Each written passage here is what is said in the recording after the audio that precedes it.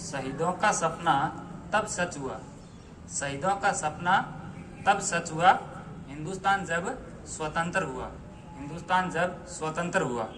आओ सलाम करें उन वीरों को, आओ सलाम करें उन वीरों को, जिनकी वजह से भारत गणतंत्र हुआ, जिनकी वजह से भारत गणतंत्र हुआ।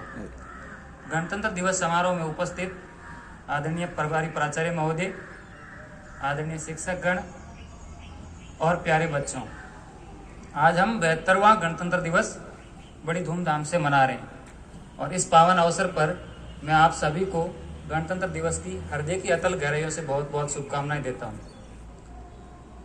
गणतंत्र अपने आप में एक बहुत बड़ा शब्द है, यदि हम उनकी व्याख्या करें तो यानी उनकी व्याख्या भी छोटी पड़ जाएगी, हम पूरा नहीं कर पाएंगे उनको। गणतंत्र यानी जनता का शासन, यानी उस देश का शासन जनता के हाथों में होगा। जब 15 अगस्त 1947 को हमारा भारत देश आज़ाद हुआ तो उस समय हमारे देश में कोई नियम कायदे कानून नहीं थे, हमारे खुद के नहीं थे, जो भी थे वो अंग्रेजों के बनाए हुए थे, क्योंकि उस समय ज़्यादातर राजशाही शासन चलता था तो उनके अपने कानून कायदे थे। लेकिन आपने सुपर 30 का एक डायलॉग सुना ही होगा कि अब राजा का बेटा राजा नहीं बनेगा, अब राजा वही बनेगा जो हकदार होगा।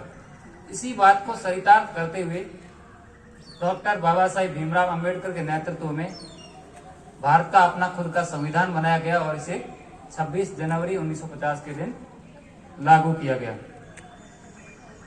संस्कृत साहित्य के सुप्रसिद्ध महाकवि कालिदास के नाटक अभिज्ञान शाकुंतलम में जब माता गोमती गर्भवती शकुंतला को वन से लेकर नगर में राजा दुष्यंत के महल के बाहर आती है और बाहर खड़े प्रतिहारी से पूछती है कि क्या यही राजा का महल है, राजा दुष्यंत का महल है?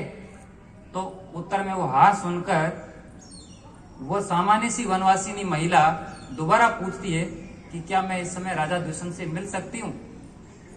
इस पर सहज भाव से व्यवस्था का वो लघु सदस्य वापस उत्तर देता है कि अविश्रमोयम लोकतंत्र से सर्वाधिकार, अर्थात ये आपका नियमित लोकतांत्रिक अधिकार है कि आप अपने राजा से किसी भी समय मिल सकते हैं। तो ये दृष्टांत है जो अपने आप में लोकतंत्र की एक बहुत शानदार परिभाषा है। लेकिन क्या आज हम उन्हीं लोकतांत्रिक व्यवस्था का निर्वहन कर रहे हैं? ये हमें खुद से भी सवाल करना पड़ेगा। हम सब लोग संविधान को तो मानते हैं, लेकिन कभी कभी क्या करते हैं, संविधान की नहीं मानते। तो ये बात हमें जरूर सोचनी पड़ेगी इस पर। तभी किसी कवि ने कहा है कि अलग अलग गलियों में कौन गिनता है, अलग अलग गलियों में कौन गिनता है, साथ खड़े हो रहने वाले देश तभी बनता है, साथ खड़े हो रहने वाले देश तभी बनता है। बड़ी बड़ी हम देश प्रेम की बात किए जाते हैं, बड़ी बड़ी हम देश प्रेम की बात किए जाते हैं, वक्त पड़े तो अपनों के भी काम नहीं आते हैं, वक्त पड़े तो अपनों के भी काम नहीं आते हैं।